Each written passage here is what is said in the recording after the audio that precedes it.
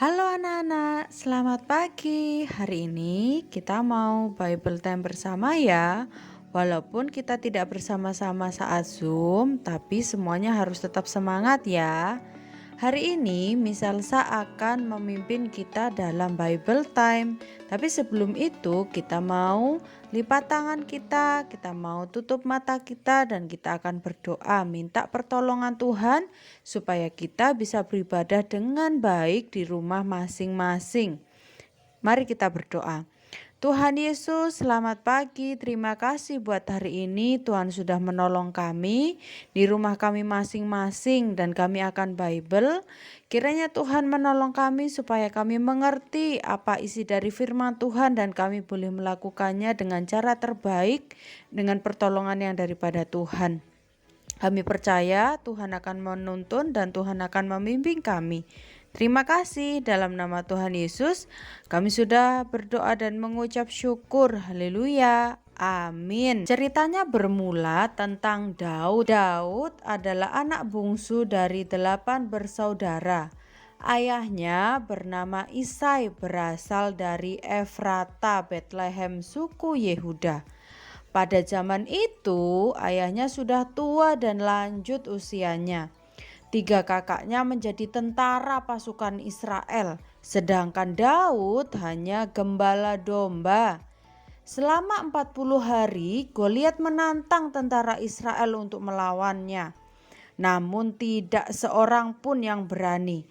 Goliat seorang pendekar dari tentara orang Filistin, tingginya 6 hasta sejengkal. Wah, berapa itu ya?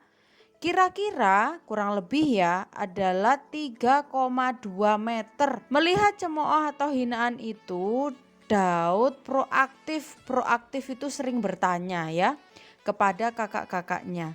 Siapakah orang Filistin ini yang berani mencemooh barisan daripada Allah yang hidup? Kemudian hanya Daud seorang diri yang bersedia dengan berani maju melawan Goliat. Padahal Daud itu anak muda biasa dan tidak terlatih secara militer.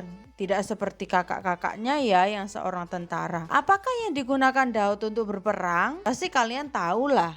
Ketika dulu kalian mendengarkan cerita firman Tuhan atau ketika kalian sekolah minggu, pasti guru sekolah minggu mengajarkan apa senjatanya Daud ketika melawan Goliat. Nah, misal saya lanjutkan. Rupanya Daud hanya membawa tongkat dan 5 batu licin yang ditaruhnya di dalam kantong. Goliat mengejek Daud karena dia masih muda. Tetapi Daud berkata, "Engkau mendatangi aku dengan pedang dan tombak dan lembing, tetapi aku mendatangi engkau dengan nama Tuhan semesta alam, Allah segala barisan Israel yang kau tantang itu." Daud mengambil batu di kantongnya dan melemparkan batu itu. Batu itu terbenam di dalam dahinya Goliat dan terjerumuslah Goliat dengan mukanya ke tanah. Gubrak gitu ya. Nah, kalau kita mendengarkan cerita tadi itu, apa yang bisa kita lakukan atau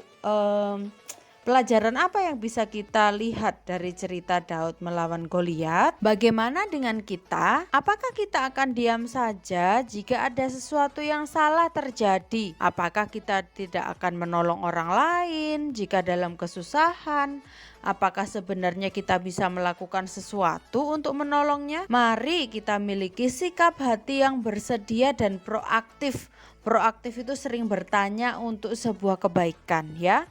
Jika melihat sesuatu yang salah, kita juga harus berani untuk menegur atau memberitahu yang benar. Dan tidak sesuai dengan firman Tuhan, kita juga jangan ikut-ikutan. Bahkan Alkitab mencatat bahwa ketika kita tahu bagaimana kita berbuat baik, namun kita tidak melakukannya, itu sudah membuat kita berdosa. Wah, ternyata tugas kita sebagai anak-anak Tuhan itu lumayan berat ya. Kita tahu bahwa firman Tuhan itu landasan kita hidup. Firman Tuhan itu harus kita turuti dan taati. Tapi kalau kita pura-pura nggak tahu, itu juga termasuk kita dosa loh.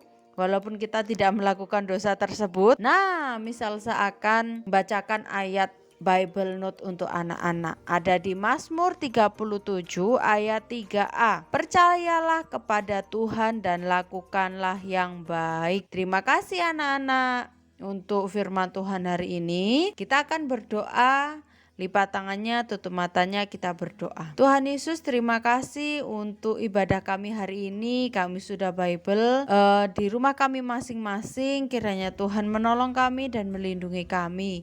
Tuhan, sempurnakan kami, jadikan kami mempunyai iman dan keberanian seperti Daud. Kami juga ingin Tuhan menjadi anak-anak yang sungguh-sungguh mengandalkan Tuhan dalam hidup kami. Mungkin banyak hal yang kami tidak mengerti dan kami bingung harus berbuat seperti apa, supaya kami bisa menjadi anak-anak yang berani untuk berbuat baik. Tapi kami percaya Tuhan yang akan menolong kami dengan seturut pertumbuhan kami nanti. Terima kasih Tuhan Yesus, dalam namamu kami berdoa. Haleluya, amin.